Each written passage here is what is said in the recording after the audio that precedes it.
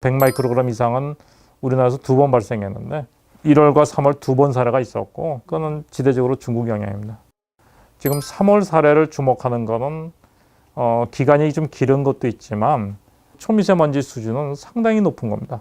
어느 정도로 높냐 하면 1952년에 발생했던 런던 스모그의 농도 수준은 지금 관측된 것의 2배밖에 안 됩니다.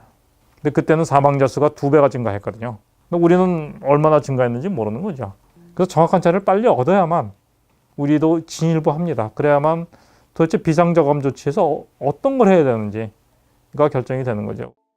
백령도에서 측정하면 이게 다 잡히는 거예요.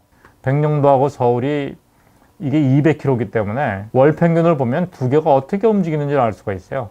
보면 농도가 높은 시절에는 백령도하고 서울이 상당히 동조화가 일어납니다. 2015년도부터 보면 이것이 상당히 빠른 속도로 증가하고 있고요.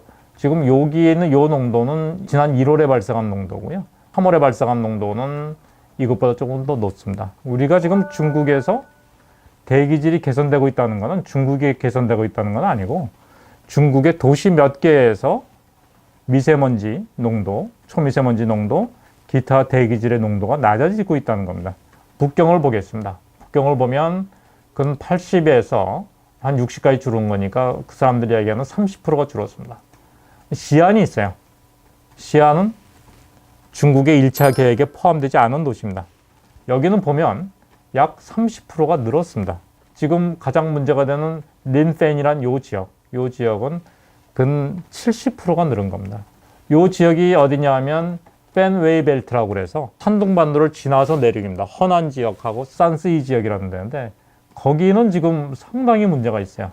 북경의 농도를 갖고 계속 중국이 줄었다고 생각하는데 중국은 북경이 중국의 전부다는 아닙니다. 장거리 이동을 줄일 수 있는 방법은 딱 이거 하나입니다. 배출량을 줄이는 겁니다. 지금 우리가 중국에서 이야기하는 게 몇 가지가 있는데 하나는 중국 주요 도시의 미세먼지 농도를 줄이자. 두 번째는 제가 이야기하는 미세먼지 배출량을 30% 줄이자.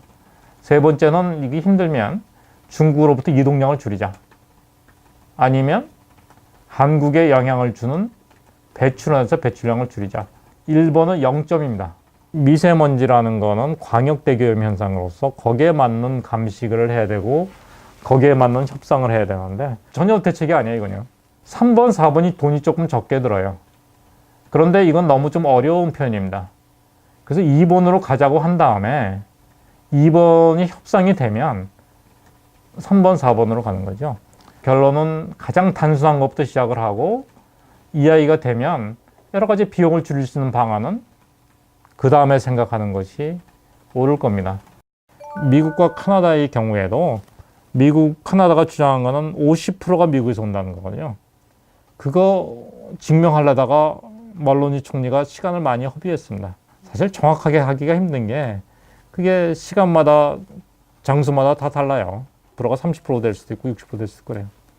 그래서 멀로니 총리의 결론은 그거 따지지 말고 어차피 그 물질들이 지역을 오염시키니 배출량을 서로 40%씩 줄이자라고 협의를 합니다. 그러면 카나다 사람들은 아니 주로 미국이 잘못인데 우리가 왜 배출량을 줄이냐.